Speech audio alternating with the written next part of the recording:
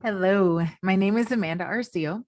I'm a digital ambassador with Nevada Digital Learning Collaborative, and I'm going to be presenting tonight's webinar to you. This is part one called Identifying Opportunity of a multi-part series called Leveraging Technology to Gain Equity Through Practice. I want to point out that this is being recorded after the live session we had. We recorded that one, but there were some technical difficulties. And to try to make this viewing experience smooth for you, I'm re-recording it. I want to point out that my email address is on the bottom of the screen here. So if you have questions or feedback after you've viewed this, please feel free to reach out. It's ARCO, so ARCEO.NVDLC@gmail.com. That's what I look like, and I can't see me on the video right now.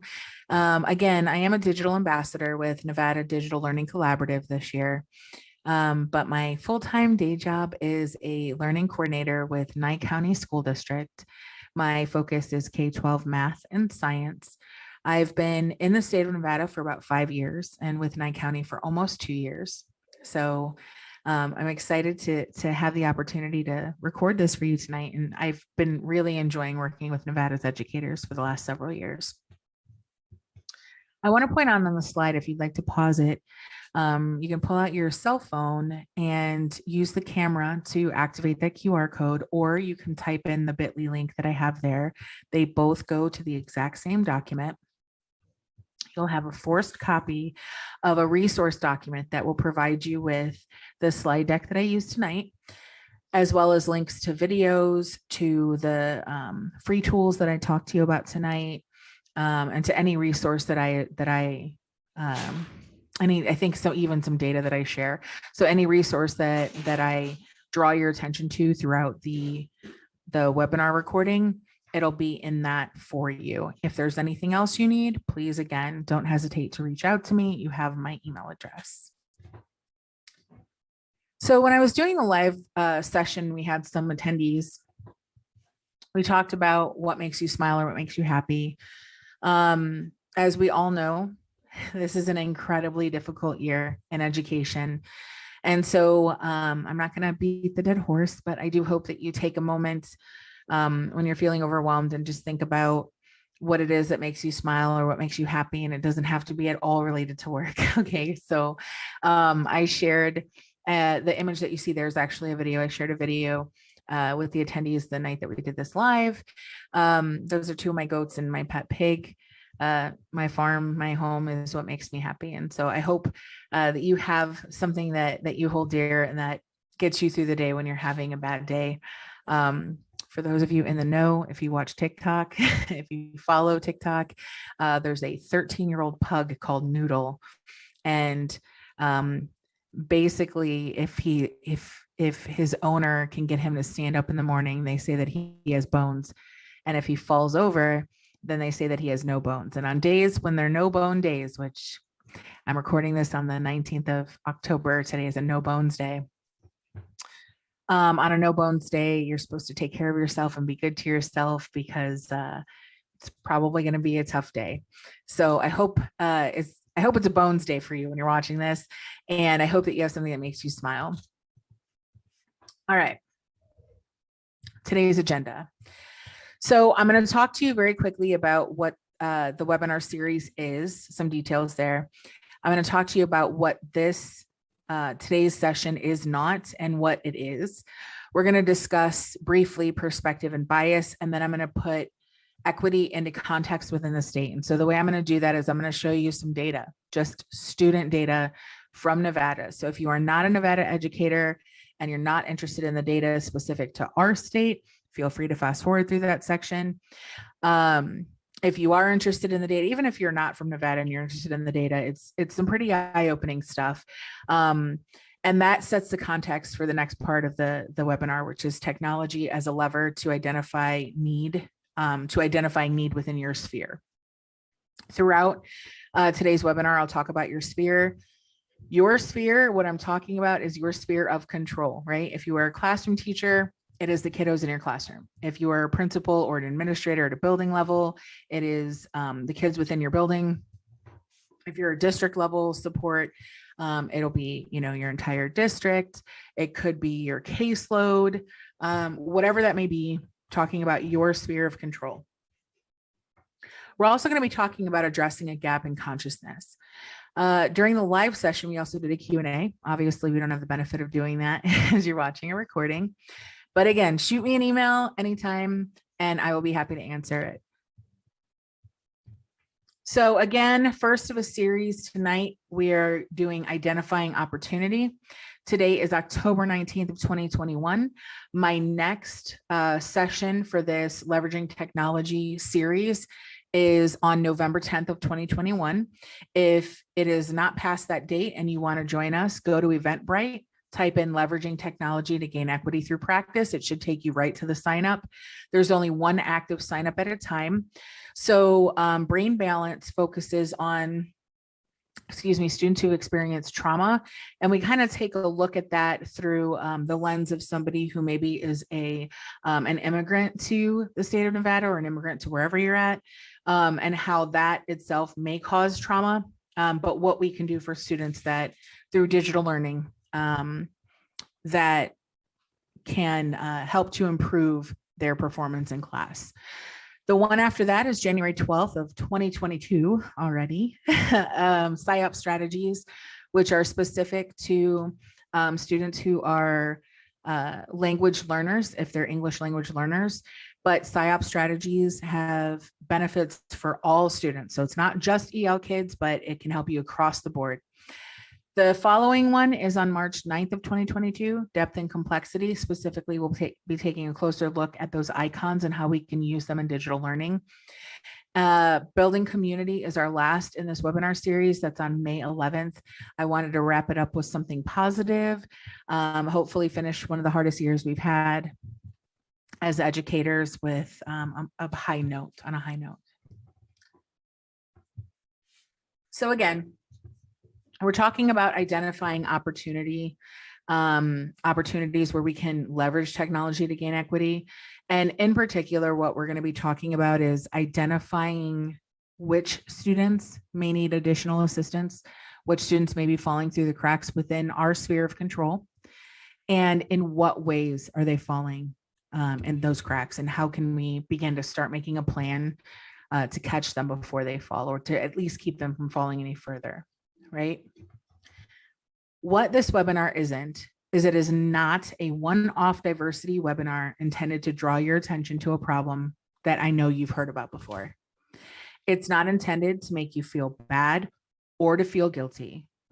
And it is not a political statement. Some people want to say that equity is a political statement. It is not. It is not. It is about making sure that our students have what they need to be successful. It's a conversation. So this webinar is a conversation framed around the fact that our students are complex humans with complex needs, and that we too, as educators, are complex humans with complex needs. We all have our own limited perspective. All of us do. And it's because of our brains and how our brains work. It is not necessarily a personality issue. We'll talk about that in a bit. This is also a view on equity data within our state. We're going to take a look at that. Like I said, if that does not interest you, feel free to fast forward through that. This is an opportunity to learn how you can use technology and free programs that are available to take action on inequity within your classrooms after identifying what those inequities are. And it's a call to take ownership of ongoing work in decreasing your own consciousness gap in regards to equity in your classroom and schools. I have on the last bullet point here, it's an invitation. When I was doing the live session, it was an invitation that I talked about at the very end, but I can talk about it here for you. It's an invitation to be a part of that conversation and to work alongside me in providing tools for Nevada's educators to really help them work on identifying inequity within their classroom and addressing it within their sphere of control. I think, as districts, I mean, we have a lot of compliance built around this equity issue, but we need strategies, we need tools that can actually help us make that difference. And so I'm looking for educators that are willing to help do that work with me. It's something as simple as just like, hey, here's the tool, that I found, here's the strategy that I know works, here's some information about, some program that a friend of mine did, and it was really effective in addressing certain students. It's just to be part of the conversation. So if you're interested, reach out. Again, super happy to work with you. So I talked about how our perspectives are related. This is all rooted in our brain, right? So your perspective is biased. That's true. My perspective also biased. That's true. We all have biases that live within our brains. These internal biases are there. We don't even think about them. Sometimes we're not even conscious about them. Lately, there's been a lot of work in and around education on addressing internal biases and the impact that those have on our day-to-day, in our classrooms or in our work at fields if we're not in education. It's important to keep in mind that our brains are wired to believe things that fit within our pre-existing views. And they're also wired to therefore disbelieve or reject anything that threatens our pre-existing views. These pre-existing views come from enculturation. So from the moment we're born, into the families we're born into the community that we are raised in, and the community that we're still raised in or still living in, and that our friends are a part of and our families a part of. That enculturation and the experience that we have over the years is what helps to establish and then reinforce those pre-existing views, those existing views. The experiences that we have with confirmation bias, which is a whole other topic for another day, also helps to reinforce these beliefs. So again, this is not to make you feel bad. This is not to make you feel guilty. This is brain science. But now that we know this, like, what are we doing to actually address these things, and how, more importantly, how they're impacting our performance in the classroom as leaders within the classroom? That's kind of what we're dealing with when we're talking about things, looking at things a little bit differently, stepping outside of our own thoughts, our own perspective, our own biases, and looking at things from a more global perspective, or at least from somebody else's perspective, right? So thought I would share that. All right. So Dorinda Carter Andrews, in a TEDx talk she did in Lansing, which I have linked here, and I believe it's in your resource sheet that you got from that QR code earlier, talks about engaging them being educators, engaging them in a process of critical self-reflection, because I believe this gap in consciousness about these issues is one of the equity imperatives of our time. It's through helping educators think through these difficult topics that we'll be able to better meet the needs of our most struggling students in society. So her assertion is that we need to start as educators. If we're in leadership, we need to help our teams, right, do this. But if we are educators, individual educators, we need to start engaging in a process of critical self-reflection. Because if we don't, then there's a gap in consciousness because of the perspective we have that is unique to the experiences we have and being, living in the culture that we live in, that sometimes makes things harder to see. And maybe we're not able to meet the needs of all of our students because of that. So if you have the time, I don't have the time to go into it deeply here, and I apologize for that, but I did, again, link for the TEDx Lansing. You can find her easily online. Reach out, do some research on this topic. It's really interesting. So we have all seen as educators some version of these images. On the left, we have equality. So if you notice that all three of these students are standing on a box of equal size, this is equality. Everybody is given the same thing. Now, if you notice, there's a fence and it is blocking the view of at least one of the students here. And so the tool that he's given, while it matches the tools that the other two students are given, it's not adequate to lift him to the place that he needs to be in order to see the game in this case. The next picture is equity. So equity is different from equality in that it doesn't necessarily mean that all people get the same thing equally, but that people get what they need, right? I also included this third iteration of the image where it talks about liberation. There's a fence that's been completely removed so that we don't have to worry so much about the boxes at all, right? All the kids can see, but we'll talk about that perhaps in another webinar. So again, this is about people. This is not about politics, right? The state of Nevada is a diverse state, like most of the states in this country. And we have students that are in the classroom that are relying upon us to help give them the skills and to help build the knowledge that they need in order to be successful in their education so that they have opportunities in their future. The students that we are failing do not have the same opportunities or the same choices in their future. And that's just the way it is.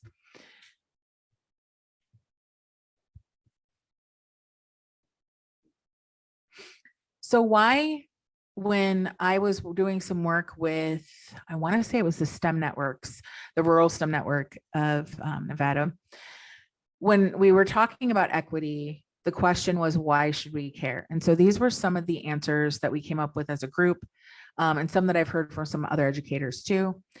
The first is that equity helps to prepare our students for a life of choice in an ever-changing world, right? We should care about our students because they need to have a life of choice where they get to determine what their future is and not us, right? Because we've limited them.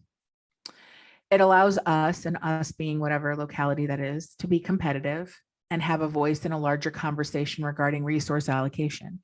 And what that means is if we're preparing our students adequately and we're sending them out there into the world, that is literally a resource for us, right? That human serves as a resource for us in the future. It builds our local human capital, which benefits us locally. Some of us, I'm thinking about, for example, I'm in Nye County right now. We, like most of the country, need more teachers. And if we are helping to build capacity within the people that we are educating today, that means that tomorrow, maybe we're not going to have those shortages, right? I also urge you to think about other reasons. I mean, you could argue here, it's just ethical. It's the right thing to do. But what are the reasons, the incentives that districts have for caring about this, other than compliance, which is obviously one of the big issues, right? So here we go. We're going to start identifying the context of this. So we're going to talk about Nevada. So Nevada's behind the national average as a state. This is based on parameters reviewed by the nation's report card for math, reading, science, and writing. We are falling behind as a nation in mathematics, according to the PISA, which was the 2018 PISA was the last data that I found. So we're failing as a nation in mathematics, or at least falling behind drastically if you follow the PISA reports. And math, reading, science, and writing as a state, we're falling behind the national average. So the 2019-2020 school year stats, this is specific to Nevada. We had just under 500,000 students, so 500,000 students. English language learners was 14.13, 14.13% of our students. Students on IEPs was just under 13%. Students that qualified for free and reduced lunches was 65.8%. I wanted to draw your attention to a few of the stats here. Graduation rate, 84.11%. Sounds good, right? It's not terrible, it's good. But if we jump down, we have math proficiency at 37.5% and ELA proficiency at 48.5%. So being generous, we're under 50% for ELA proficiency, under 40% for math proficiency as a state. And yet somehow we're graduating 84% of our students. So clearly, a chunk of those students that we are graduating every year are probably underprepared, not at all prepared for college. And while we do have CTE programs in the state, I didn't look up data, and I should have. I didn't look up data for participation in those CTE programs. But what happens to those kids that are not college ready and maybe not certified in anything or don't have a skill built through a CTE program or some other similar program, what is happening to them? What type of opportunity does their future hold? So in looking at that same school year stats, this is the breakdown of race and ethnicity. So we have a grad rate of 84.1, which compared to the US is lower than average.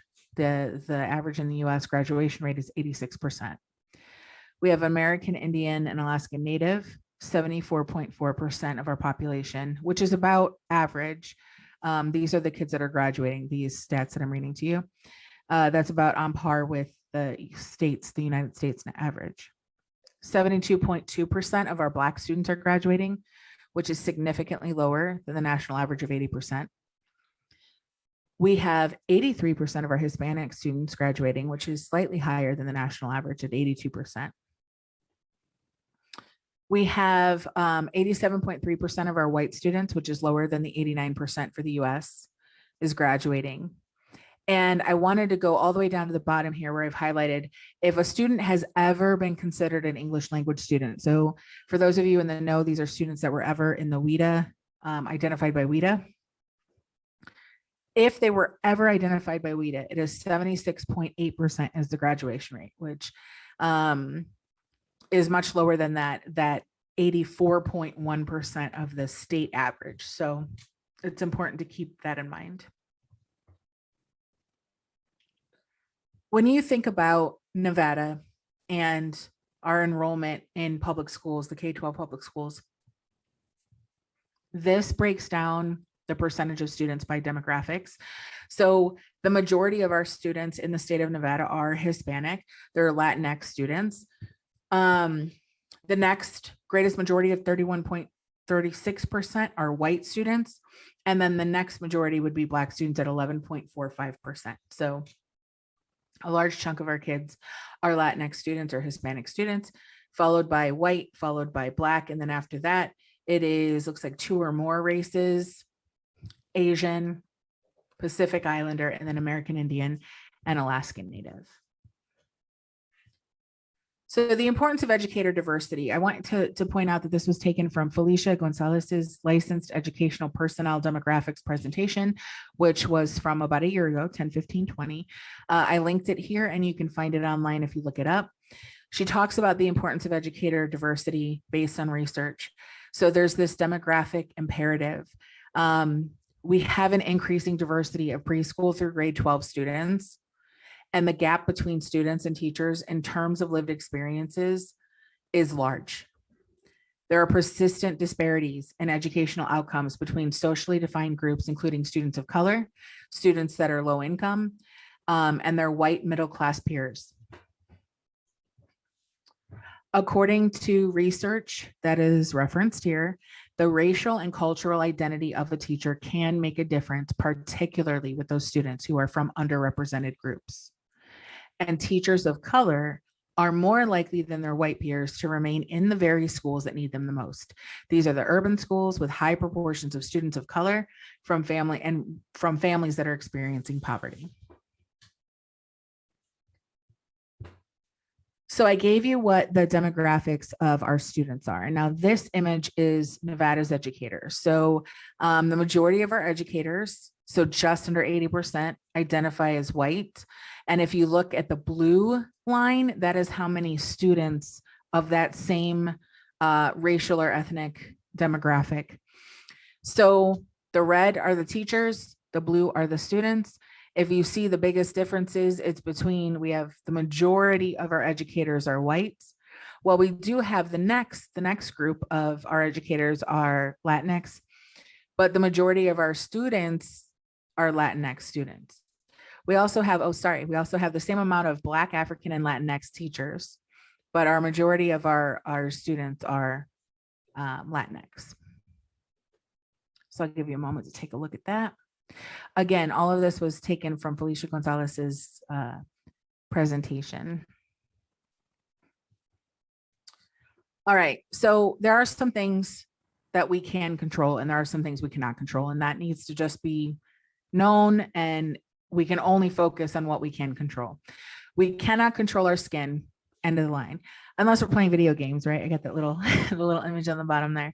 We cannot control our skin unless we're playing video games, but we can control how we manage our classrooms, how welcoming those classrooms are to all of our students, our instructional approach and the opportunity that we offer our students, as well as our familiarity and comfort with educational technology. I put lots of exclamation points there because, and I'm not going to get into all of it, but basically there's a world of difference between the effectiveness of teachers who are not only familiar, but also comfortable with educational technology and those that are not. So if you know that you are not yet comfortable, but you're familiar, spend time working with the technology. You will be so much more effective with it.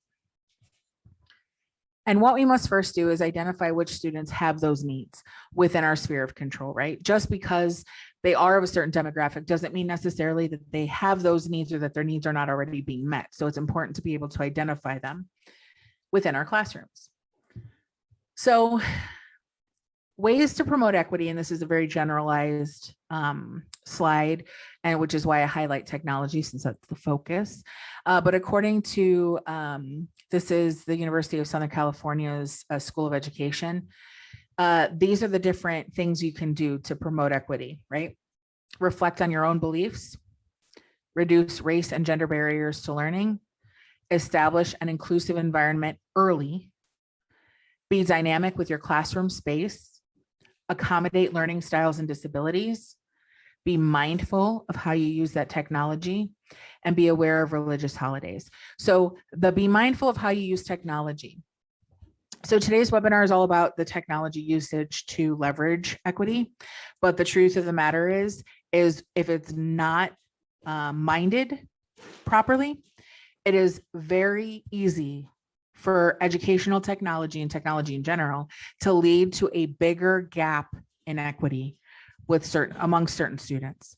So you have to be careful that we're not allowing that to happen. This is one of the big things that was happening when we first went into rapid shutdown with COVID. You all of a sudden had, you were very aware of the students that didn't have internet access, the students that didn't have devices at home, the students that didn't have maybe reliable internet access. So we need to be careful how we're using the technology. In the last year, thankfully, the state has really rallied to make sure that a lot of our kids have the access they need. A lot of our districts, if not all of them at this point, have one-on-one devices, or at least loaned out devices for students that need them when they're at home. But it is very important to note that the potential is there to make inequities even more significant with technology. So these are the different ways technology can serve as a lever for equity in education.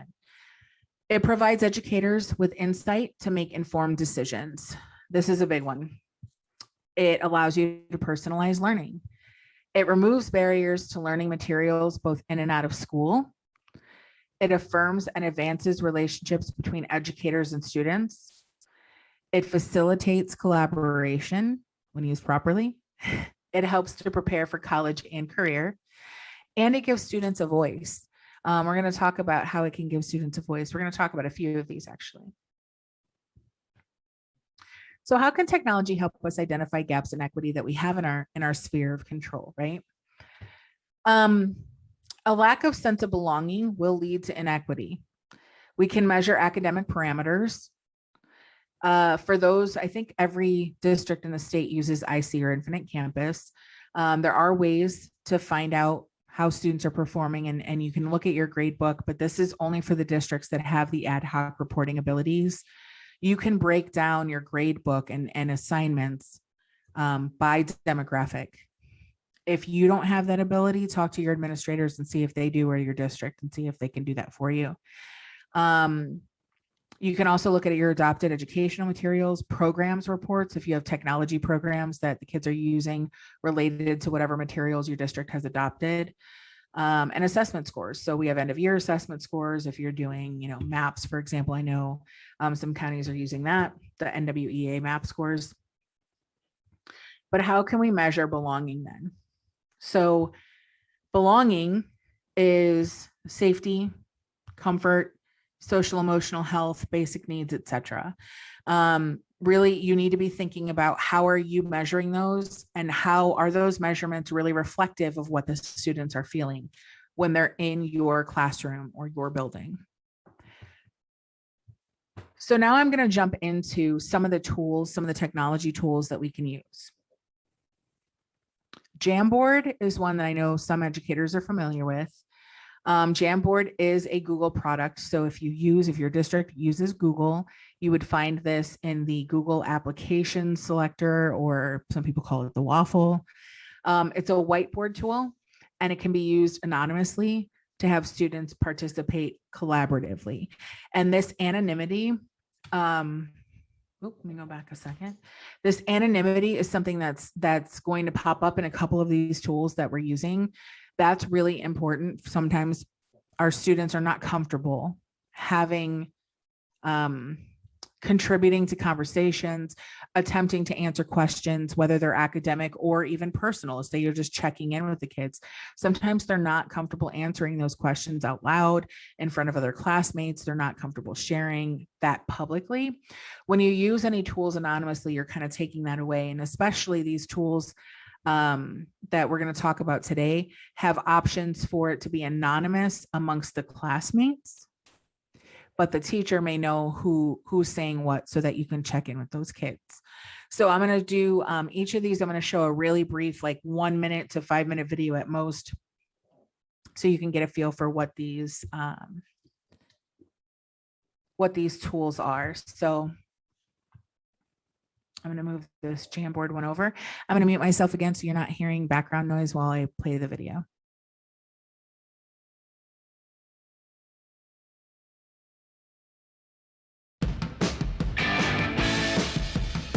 This is Jamboard. It's like a whiteboard, except it's way better. Because it lets this team and this team What's up, guys? work together. With this guy who lives in France. Bonjour. On the same thing at the same time. C'est fou. This is how you write and erase. But you can also do this and add some of these. And even turn this into this. And it's got all this other stuff. And so it's really easy to do this. Unless you're no Michelangelo, in which case you can do this. That's because it's part of G Suite, so you can pull in anything from any of these. Hey guys, I had this room reserved. And this is how you save your work. It saves automatically. Oh, right, it's in the cloud. This is how you pick up where you left off.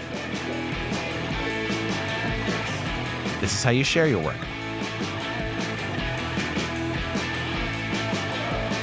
Got it. So you never have to do this, or write this. So you can do more of this. This is Jamboard, a new way to collaborate from Google.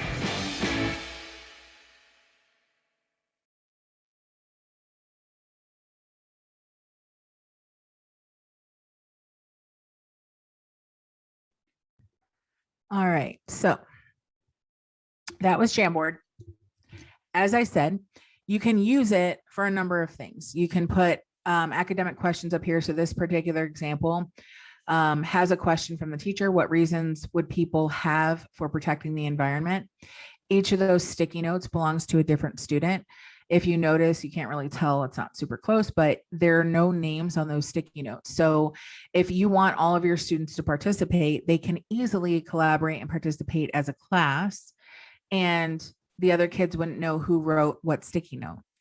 So that's a really good way of doing it. You can also just do a check-in. Hey, what made you, feel good today? Or who do you think, do you need a little extra time to work on something? They could do little yes or no sticky notes on there. You can use this however you want. The magic in this is that it's a collaborative tool and that it allows for that anonymity. But similarly, should you decide that you do want kids to put their name on it and you want them to be able to see everybody else's name, just instruct them to put their name on it, right? On the little sticky note when they type. So Mentimeter is another tool that allows anonymous responses teacher can choose to share everyone's response, but again, it's anonymous, right? So you're just going to see how did people vote or what word did people use.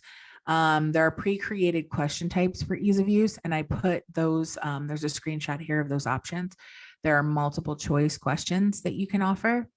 There are image choices, so you may put some options up there and let people choose which one. Voting, for example, like which one do you like better? Word cloud is one of the ones I love to use when I'm working with teachers. So I'll say, okay, give me 3 words, when we're thinking about this particular topic. And the words that are most frequently entered by your participants will be the biggest words and towards the center. There's quizzes, there's scales, open-ended questions. There's lots of different options here. If you have this slide deck and you click here, it'll take you to Mentimeter, but I am going to show you another quick video. This one's only 30 seconds. So I'm going to pull this over. Give me 1 second. I'm going to mute myself and then hit play.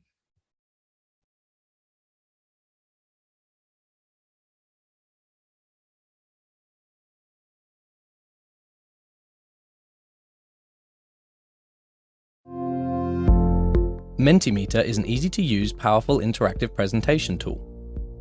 All you have to do is create a question, then press present. The audience then uses their smart device to enter the presentation code and submit their answer. With Mentimeter, you get unbiased results visualized in a way that encourages reflection and sparks discussion.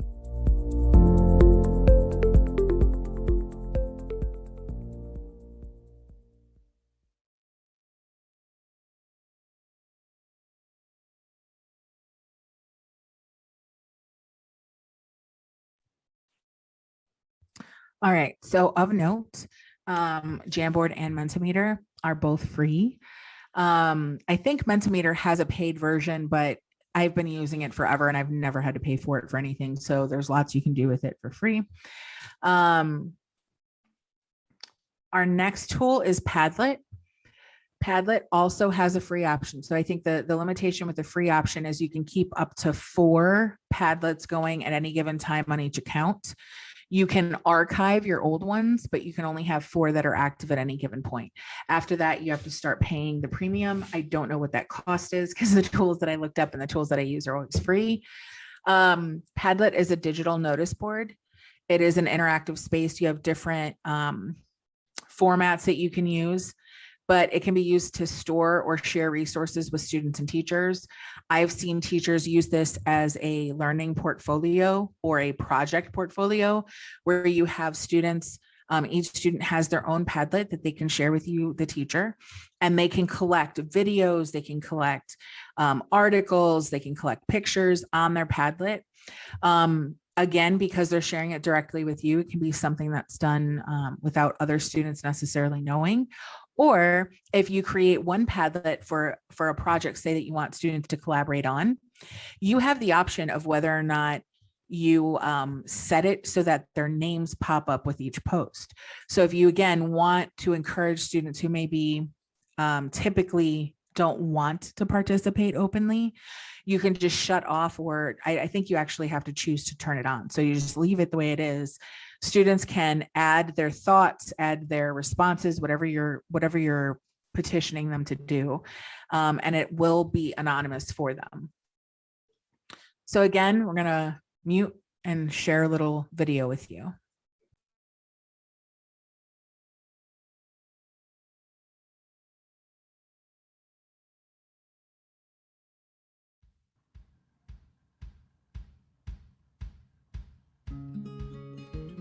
Padlet is a digital pinboard that lets you gather a variety of objects such as text posts, pictures, video clips, audio files, web links, and many more. The essence of a Padlet is to provide a place from where people can work on a project in a fun, easy, and interactive way. You can start using Padlet by signing up for a free account. The website can be accessed at www.padlet.com. You can also search Padlet to download the Android and iOS app to get started. Once you're logged in, you can create a new wall. Here's a sample of the Padlet's beginning. On a Padlet, You can simply click this plus icon or double-click to add a link to an image you have found online, or you can upload a photo of your own, add prose, poems, videos, or other notes related to the topic. The toolbar at the top provides additional options to customize your Padlet's title, layout, description, and privacy settings. Help information can also be accessed here. For every Padlet created, there's a link which you can share with others so you can work together. Here's a sample of a Padlet created by one user. You can visit the website's gallery at padlet.com/about/gallery for more inspirations. We hope you enjoy using Padlet.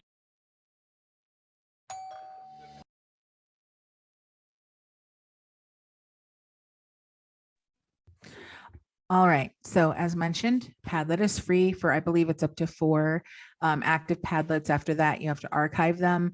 But again, I've used them with multiple people over the last couple of years, and I've never had to pay. Pear Deck. Some of you may be familiar with Pear Deck. It is similar in some functionality to Nearpod, if that's helpful. Pear Deck has a free version and a premium version, and it's available as an add-on for Google Slides or PowerPoint. So what Pear Deck does is it takes your slides that you create and it makes them interactive. Now, Pear Deck does have their own slides that you can choose to use that already have built-in interactivity there, but it can easily take what you've created and make it interactive. Again, you have anonymous options when sharing with the class. So as an example here, this image, the teacher, looks like the teacher had the students draw a response. So they all drew Saturn, and then she was able to share it with the class so everybody could see like, oh, look what other people did, but names aren't on there. So students who may be reticent to share, maybe they have they're still developing English as a language, that would discourage their backing off of what you're requesting them to do, because nobody's going to know it's them, right? So that it encourages them to respond. The teacher can see who submitted those, so that's good. I'm going to show you a video in a moment about Pear Deck. It's just like a super fast thing. It's like a 1.5-minute overview of it. But please note that there's a link here for 3 free months of premium. Pear Deck worked with me to give me those premium freebies for you guys, for the educators of Nevada. So feel free to click there and to sign up for it. The premium allows you access to more of their templates, so you can get used to those and see how they create them. And then if you should decide to go back to the free version of it, you'll know how to create what it is that you want to create. Also, make sure you check out that resource sheet that I provided the QR code for, because there's some videos on there that show you like how to set up these different tools. These are very quick videos that I'm showing you tonight in the webinar, because I don't want to take up too much time in case you are familiar with these tools.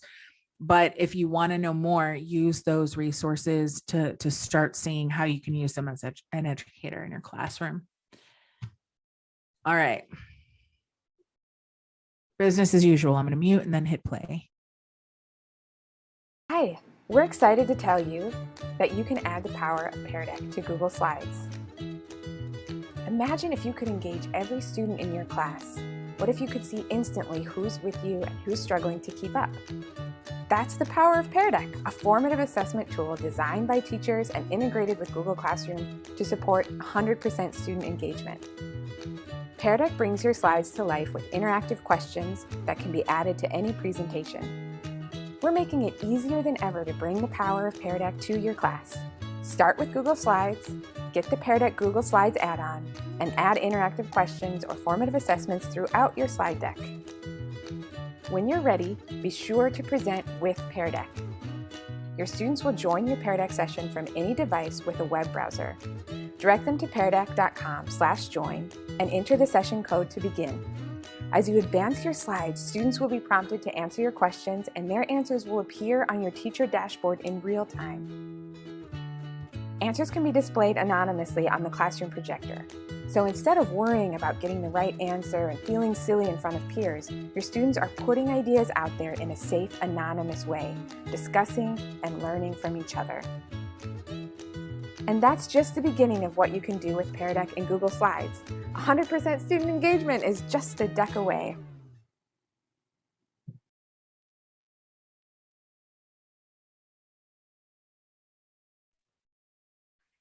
All right, so that's Pear Deck. Again, 3 free months of premium. If you go to the slide deck and click here, or in the resource document that I created for you, there's a link in there. If for whatever reason they don't work, reach out to me at the email address found at the beginning of this presentation, and I'm happy to get you that information. So Kahoot is, I think it's the last one we're going to talk about today. Oh no, sorry, it's the second to last. Kahoot is a game-based learning platform that allows you to use multiple choice questions that can be made anonymous. It opens up an opportunity for students to interact and engage without talking. So for your students who may have issues with communication, whether it be confidence, whether they have speech impediments, whatever it may be, Kahoot can allow them to participate live with their peers without having to worry about that element of the class. So this video on Kahoot is going to show you how you can use it in the classroom. And I'm going to go ahead and mute myself. Hi, we're Kahoot. We're on a mission to make learning awesome. Our game-based learning platform is used by millions of people all over the world: teachers, students, company employees, and lifelong learners. Kahoot makes it easy to create fun learning games or trivia quizzes in minutes, anytime, anywhere. We call them Kahoots. It works for any subject, in any language, on any device. You can also discover and play existing games. There are millions of Kahoots in our library. Kahoot can be played in a live setting with questions on a big screen, or on your mobile device where you see questions and answers on one screen. As well as in schools, Kahoot is played in companies, at events, and even parties to make learning awesome. Sign up today at kahoot.com. Let's play!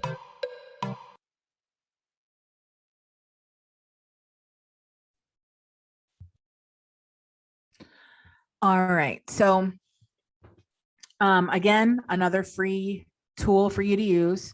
All of the ones that we've shown so far today can be used in a number of ways, right? We don't have to only do academics. We can do check-ins with the kids. But this next tool is called CloseGap. CloseGap is an online tool that allows students to do a daily emotional check-in. So this is a specific tool for SEL. It is 100% free. Educators receive the information they need from what the students respond in real time, and it allows kids an opportunity to connect with an adult based on the responses. So I am going to show you a video. This video is about 7 minutes, but I think it's an important video to watch. CloseGap, again, if you click on that link, it'll take you to CloseGap so you can sign up as an educator. You could sign up your school or your students in your individual classroom.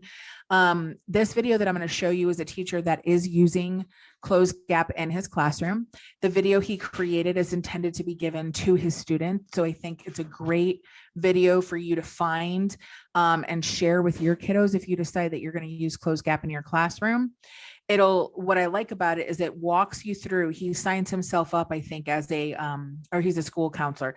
He signs himself up as a student, so you could see what the students are seeing when they do their check-ins, right? And then he goes back to his dashboard as the counselor, and he shows you what his responses look like to that adult or the teacher that's going to be looking at that data.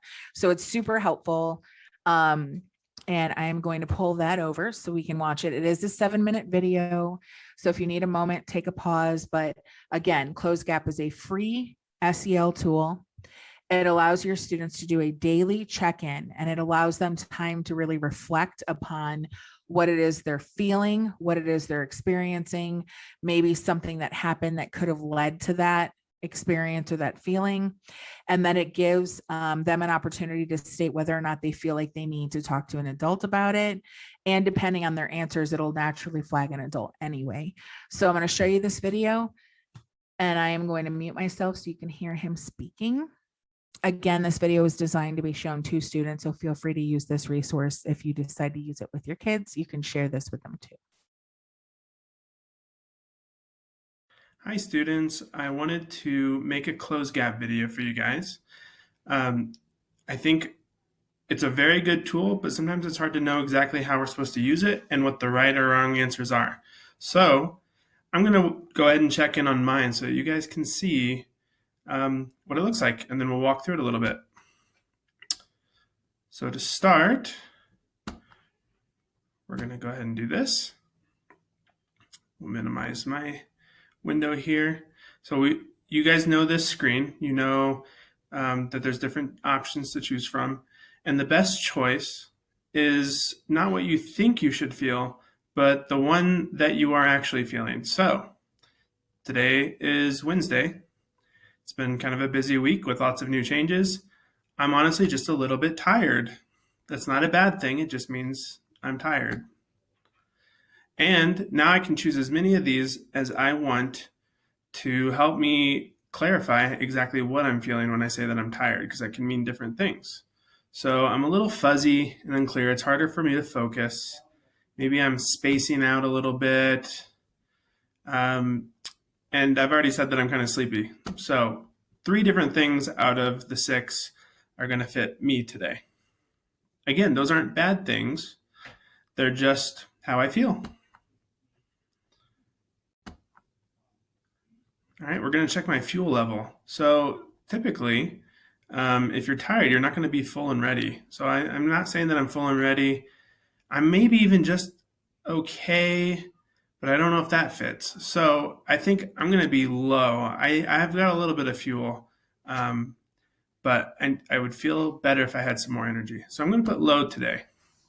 And the reason I'm doing that is also to help kind of show what some of the follow-up questions are going to be.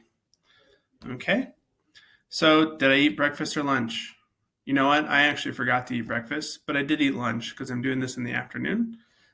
So yes, I did eat breakfast, but if I would have done this in the morning before lunch, I would have maybe forgot to put breakfast in there.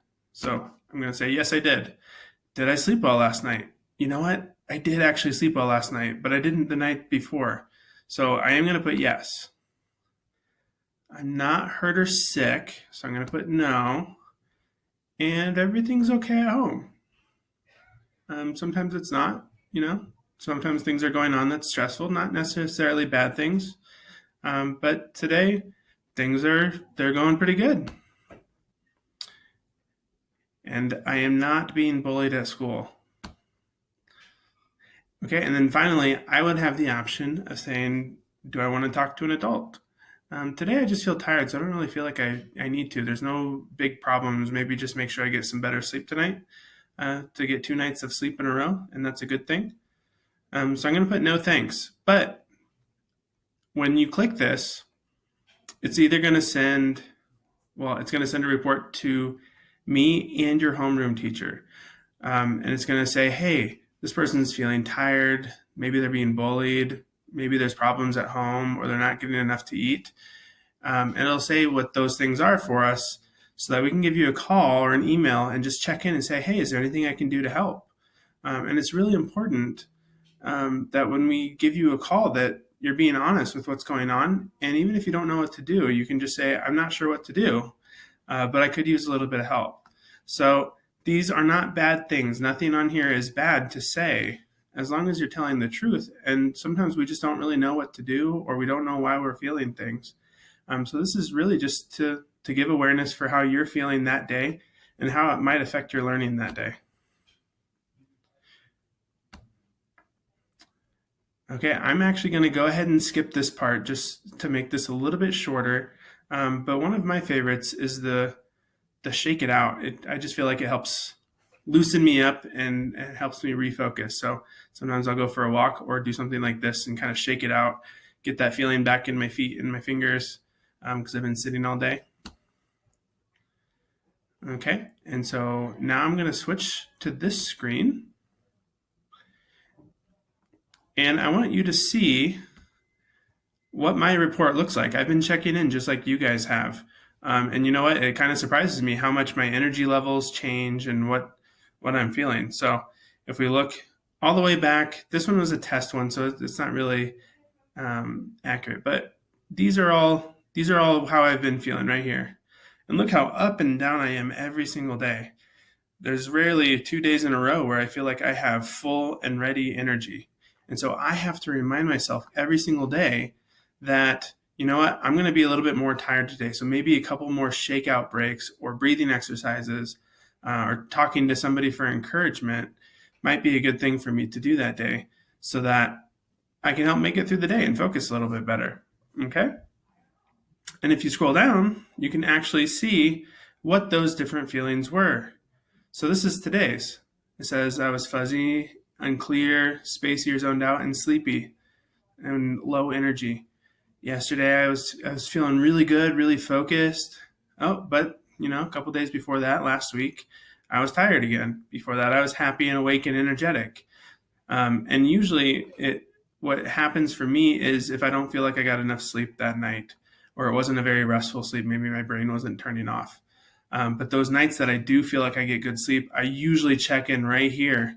And I see that, that doesn't happen as often as I'd like. So I'm working on trying to find ways to help me sleep better, like not taking extra work home with me that day, or turning off the screens an hour or two before I want to go to bed, maybe do some reading instead, or doing some sort of physical activity. Since we sit in front of the computer all day, I feel like my brain is really tired, but my body still needs to let out some energy. And so maybe I'll go for a walk. Maybe I'll go stack some firewood because it's starting to get colder. It's fall now. And so just finding some physical activity to match the mental energy that you put out every day is really important. And you'll find that you actually get a little bit better sleep. So I've been working on that for myself. And I want you guys to know that this is not a bad thing. If you're checking in on empty or low, that is not a bad thing to do. It's more of helping you realize how you're feeling that day.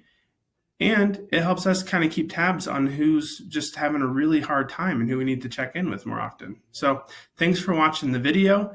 I hope this was helpful. If you have any questions, you are always welcome to call me or email me. Whether it's a personal issue or a school issue, I'd be more than happy to help.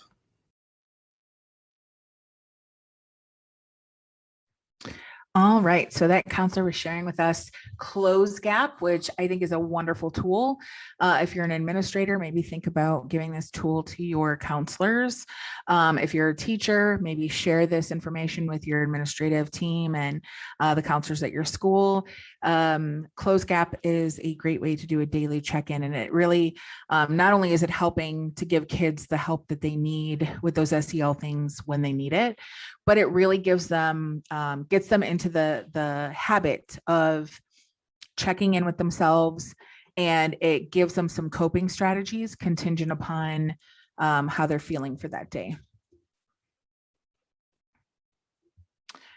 All right, so in general, regardless of the tool that you're using, you can create a poll on elements of belonging. So feel free, I urge you, to ask your students directly if they feel that you believe in them, if they feel that you understand them, if they feel that you want them to succeed. These are hard questions to ask because the answers are maybe things that are not going to be easy to hear or to read.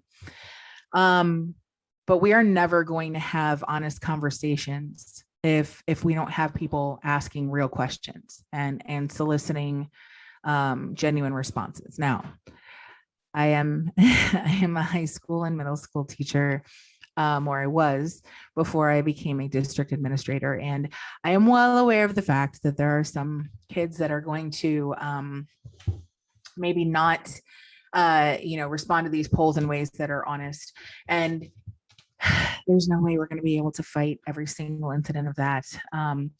But that also doesn't mean that we shouldn't provide the other kids that maybe really need us to check in with them an opportunity to speak. So keep that in mind. Yes, you're always going to have a couple of kids that are going to make things difficult, but the rest of the kids need you too, right? Have students identify books or resources in school that they have found represent them, their experiences, or that somehow they otherwise connect with. I have a colleague who did a project with some students of hers where they inventoried their classroom, and then I think it was like the whole school, for resources that the kids could identify or see representation of themselves in. And there are underrepresented kids groups that just cannot find those resources, and really let that resonate with you, and see what you guys can do. Maybe your librarian can help out by ordering more books. Talk to your administrative team about some things. You know, the materials that you surround the kids with become their reality. If they are not seeing themselves in these materials, and you're asking them to engage with them over and over again, you are going to get that reticence eventually, right? Inquire about types of collaboration, interaction, and engagement that encourages them to participate the most readily. So you can ask them this directly. You don't necessarily have to do trial and error. Say to the students, like, look, these are the different types of collaboration we could do. What is it that you like the best? And maybe we can have some sort of understanding. Like, I am happy to give you more of those opportunities as long as you are willing to commit the energy and the effort into focusing when we are doing those, or working to your best to focus when we're collaborating in those ways. And then ask them open-ended questions, you know, especially if they're a little bit older and they have the vocabulary to communicate about this. Ask them, what are the obstacles to that sense of belonging? Like, what do they feel is maybe keeping them from feeling like they belong in this environment when it's their classroom or their school? What is preventing them from feeling truly at home? So think about your school, your district, your caseload, whatever it may be, your sphere. What do you think is the biggest obstacle to achieving equity? And how do you think the work could get started? I urge you, especially this year, one of the things that I'm finding is super powerful is, instead of going in and assuming that I know what PD our teachers need, and if you're a teacher, you're probably feeling this right now, I'm just asking questions. Like, what is it right now that you feel is the biggest obstacle you're facing in the classroom? And what are you trying to do? And how is it working? You know, how can I help you in those to overcome those obstacles? Asking questions is super important. Two things happen. One, it may give you some insight as to how you can actually solve the problem, but it also sheds some light on that other perspective, right? That perspective that we don't have, because these are not our lived experiences. It's somebody else's lived experiences. What role do you think families could play in this work? And how can schools or districts or your own classroom, how can you start that conversation with those families? What needs do teachers have that are being unmet and therefore complicating this work toward equity? Are you able, if you are a classroom teacher, do you have somebody on the administrative team that you can talk to and advocate for yourself and other teachers too? I'm going to tell you, this year I am learning. I don't know if it's because of, the rapid shift in culture because of COVID or what it is, but everybody, students, teachers, administrators, support staff, we are all under a ridiculous amount of stress this year. And administrators, the ones that I know anyways, are trying really hard to meet your needs, but they don't know what your needs are. And they too have a limited perspective, right? Plus they have pressure coming from above. So maybe if they're not asking those questions yet, you can share with them like what you need. And the way you communicate that to them is also going to make an impact on whether or not it's heard, right? It's going to determine whether or not they're hearing you. Figure out a way to get them to hear what your needs are. And then are you talking about your students, or talking with your students, I should say, about inequity? Do your students know what equity is? Are they able to identify areas where maybe there is inequity in the classroom? What are those conversations looking like? I wanted to share this video with you real quick. It's very short. This is a teacher of, I want to say she's preschool or kindergarten. This is from TikTok. I do use TikTok because it's a very quick way to get a lot of information in, and I love that.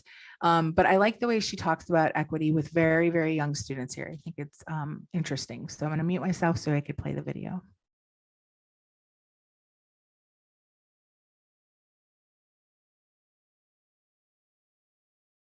How I teach fairness to my elementary schoolers using Band-Aids. On the first day of school, I ask my students to raise their hand if they've ever scraped their elbow.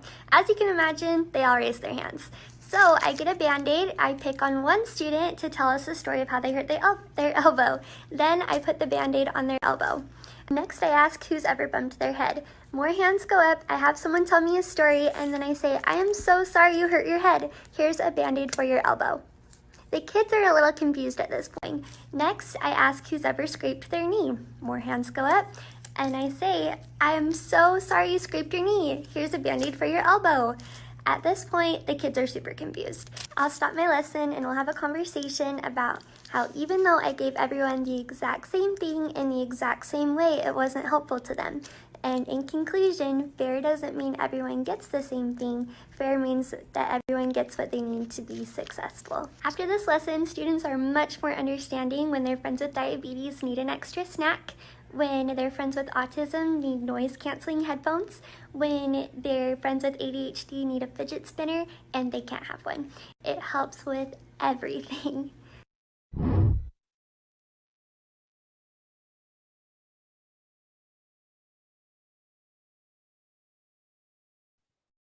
All right. So now that we've talked about different ways of possibly identifying opportunity, different tools we can use to identify opportunity, now what? So there are other things that we need to think about. Accessibility for EL students. Google Docs has a translation option under tools. Google Docs also has a text to type option under tools for students who may have difficulty typing. Help to ensure that students and families are comfortable with the tools that you're asking the students to use and or support. Do not just assume that they know how to use these tools. And ensure that students have continued connectivity where they need it. There are personalized academic needs. So many of your academic programs that have been district adopted may have digital tools with personalized interventions or enrichment opportunities. Don't be afraid to use them. Using digital tools as scaffold so students can have quick access to high quality material if there's a deficit in learning somewhere that they need some quick way to know how to do something in order to be able to function within the class that day. Don't be afraid to use digital tools. Like for example, in math, there's Khan Academy.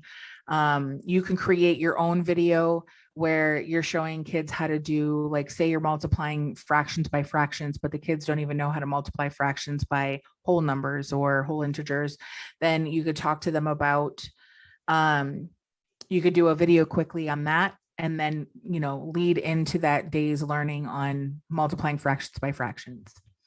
And also allow students to have a choice in demonstrating their learning. And what I mean by this is, you absolutely have to make sure that they're learning standards, right? That's without question. But maybe some kids just don't, want to do that worksheet. They're not very fun, to be honest with you. Most worksheets aren't very fun. So maybe give them an option of making a Google website, or creating a slide deck for you, or creating a video for you.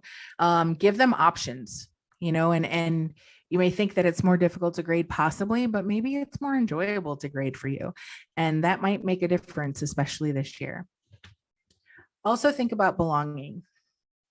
So keep up with student feelings regarding belonging. If you're using CloseGap, that might be one of the ways to check in. You can use surveys that we talked about. You can use any tool to create a survey. Use tools like Myon to select books and resources. that represent your student population, and continue with your own professional learning on these topics. So you're mitigating that gap in consciousness. That's the important part. Keep in mind, always, that your perspective is your perspective because of your experiences and the culture that you've been exposed to, but not everybody has those same experiences. So here I have some equity, pedagogy, and practice for the classroom environment, instructional approach, some materials here. There's educator identity information and critical consciousness information. If you click on these links, it'll take you to more information. This is, again, all related to that gap in consciousness. So here was that invitation I told you about at the beginning of our webinar. Are you willing to partner in creating and sharing resources pertaining to equity in Nevada's classrooms? Think about it. If you decide that this is something you'd really like to do, and it doesn't have to be an ongoing thing, it could be a one-off, like, hey, I've got this resource that's really great, or I've got this activity that's really great, feel free to share it. aarceo.nvdlc@gmail.com is how to reach out to me.